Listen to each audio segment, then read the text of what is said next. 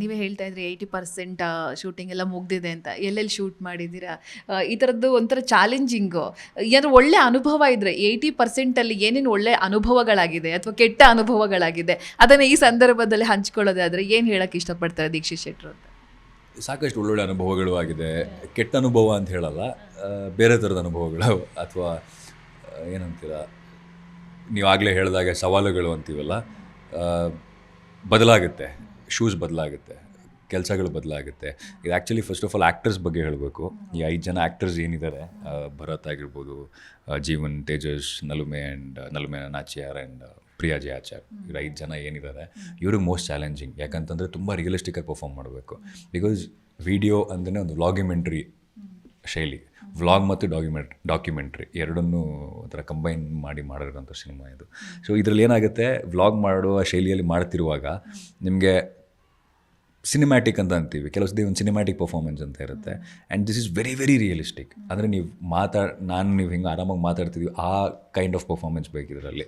So ಅವ್ರು ತುಂಬ rehearsals ಮಾಡಿ, ಆಮೇಲೆ ಇನ್ನೊಂದು ಮೋಸ್ಟ್ ಚಾಲೆಂಜಿಂಗ್ ಏನಂದರೆ ಕ್ಯಾಮ್ರಾನ ಅವರೇ ಹ್ಯಾಂಡಲ್ ಮಾಡಬೇಕು. ಆ್ಯಕ್ಟರ್ಸೇ ಕ್ಯಾಮ್ರಾನ ಹ್ಯಾಂಡಲ್ ಮಾಡಬೇಕು. ಸೊ ಅವ್ರ ಕೈಯಲ್ಲಿರುತ್ತೆ ಕ್ಯಾಮ್ರಾ, ಅವ್ರ ಎಮೋಷನ್ಸ್ ಜೊತೆಗೆ ಕ್ಯಾಮ್ರಾದ ಕಾನ್ಷಿಯಸ್ ಕೂಡ ಇರಬೇಕು ಅವರಿಗೆ. So it was quite challenging for them.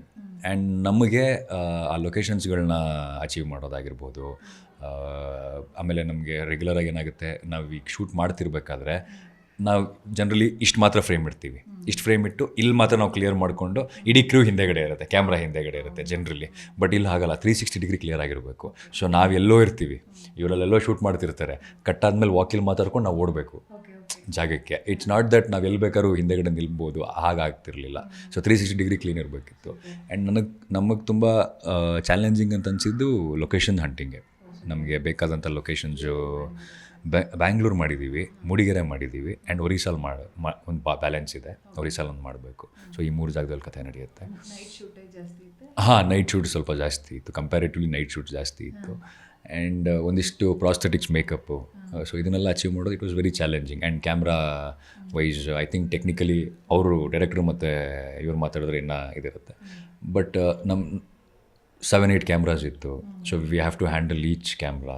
So footages ಎಲ್ಲದ್ರದ್ದು ನೋಡಬೇಕಿತ್ತು. ಸೊ ಈ ರೀತಿ ಬೇರೆ ಬೇರೆ ಥರ ಚಾಲೆಂಜಿಂಗ್ ಇತ್ತು.